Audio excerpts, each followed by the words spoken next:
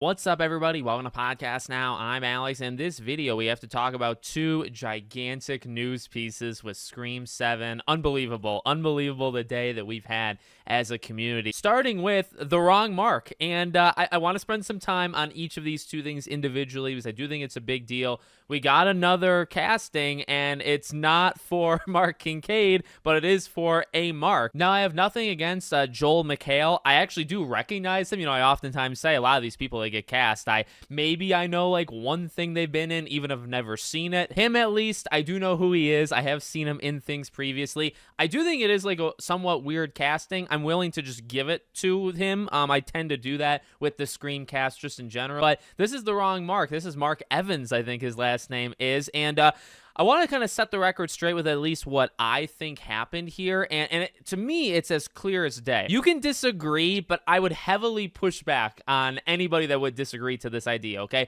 So there's been things going around where it's like, okay, well, what in God's name happened? And you have a lot of people. I'm not saying you can't defend it, okay? There's multiple people defending it and saying, look, it's not really that big of a deal. You have every right to say whatever you want, okay? But I will say one thing.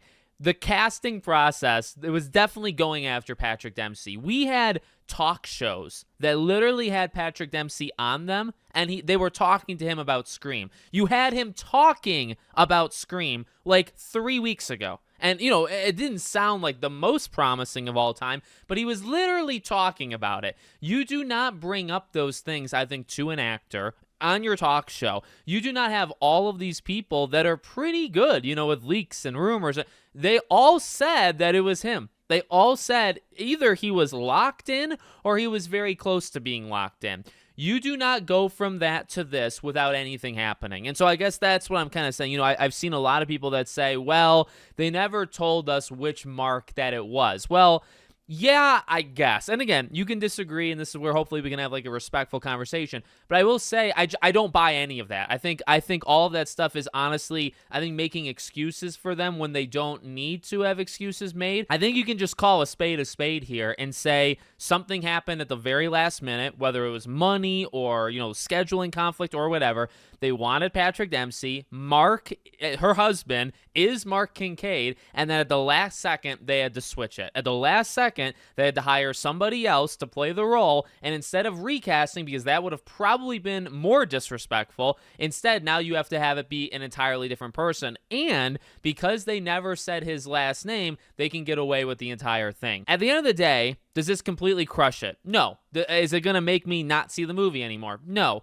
So I just kind of want to make that clear. But for me to say that I'm fine with it or I don't really care, I'm not going to lie to you. That's not what I'm here to do. I'm here to tell you guys my opinion. I hate it. I hate the decision a lot. I know these things have happened. Like, I know there's, alternate scripts and rewrites and, leaks that, like, destroy things, so they have to kind of redo stuff. Like, I understand it's been, like, a plagued franchise here and there. But, I mean, when they wrote it into Scream 5, it was Mark Kincaid. It just was. And I think, obviously, you had to kind of know, like, past movies in order to connect those dots. But I think anybody who did that did it. You know what I mean? And so then you also have all of the rumors and also Patrick Dempsey definitely being the person that they wanted to be in it. And then, obviously this didn't happen. So I think they were always trying to get him. It was Mark Kincaid. And now, and this is, I guess, what I'm kind of focusing in on. What I guess I hate about it is, like, this is now the version that we have. Whereas the alternate version, I think the real version, the alpha, like the prime one,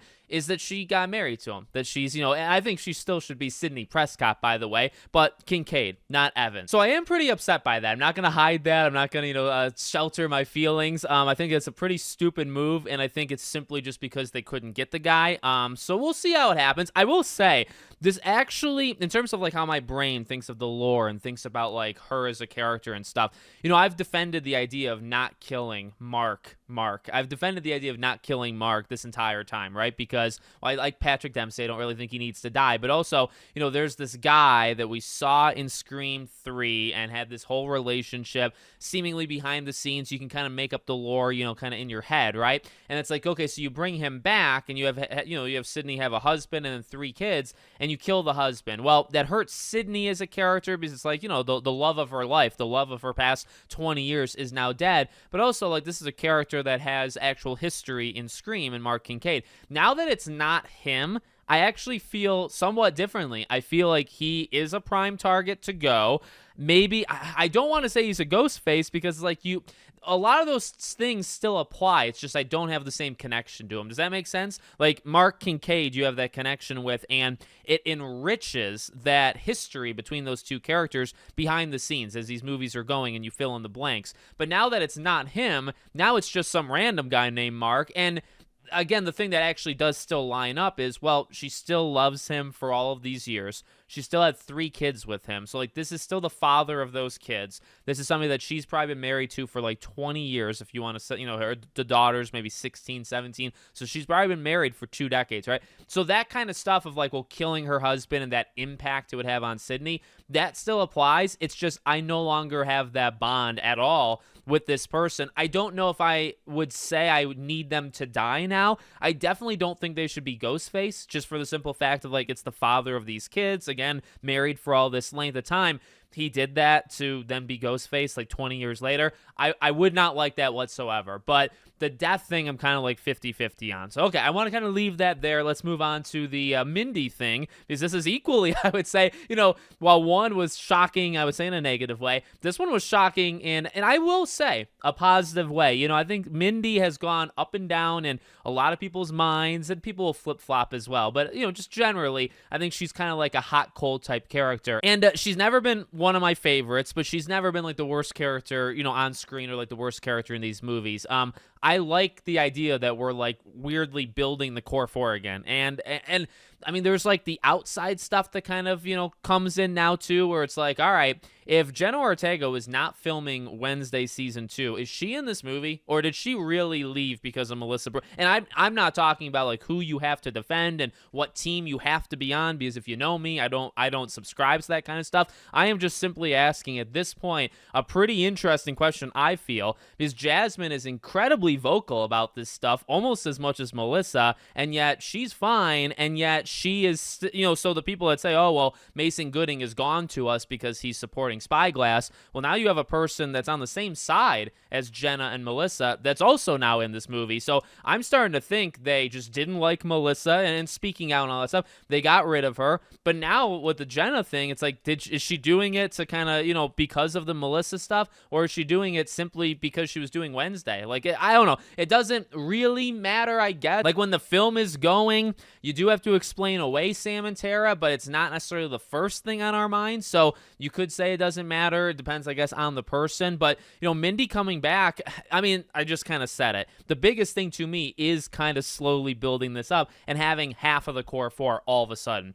This puts to bed the Celeste rumors, right? That it was like a replacement thing, right? They found somebody to play Mindy. I wrote it down. I was going to do a video on that on the weekend. Thankfully, I waited a little bit because I never really bought it. I imagine maybe she's like a cousin or something, but not like an actual recast. So I don't know. I mean, having the Meeks twins, we've already talked about Chad, and, I've talked about like his relationship with Tara makes me hesitant to have him be killed off, because it's like, if you don't have Tara, is it really worth it? But now that they're both back, is there like an epic like Meeks farewell kind of tour thing going on, where like, will they both like team up against Ghostface and they'll both die like with each other, or will they both survive? Again, the cast is building, but now in like weird directions, right? Because you have the husband, but it's like, okay, well, he's tricky. What do you do with him? And now you have Mindy back, and it's like, well, just like Chad, I think, should have died in 6, I think Mindy also should have died in the subway scene. So now that they're both back,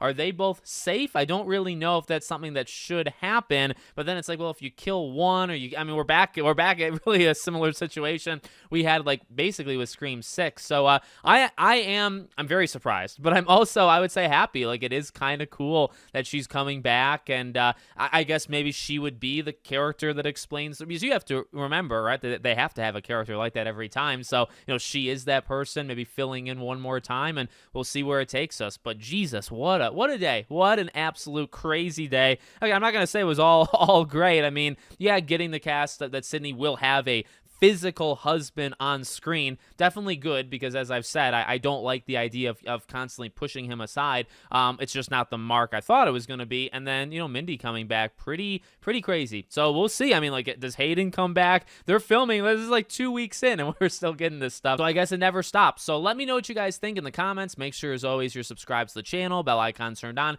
and I hope to see you all on the next one.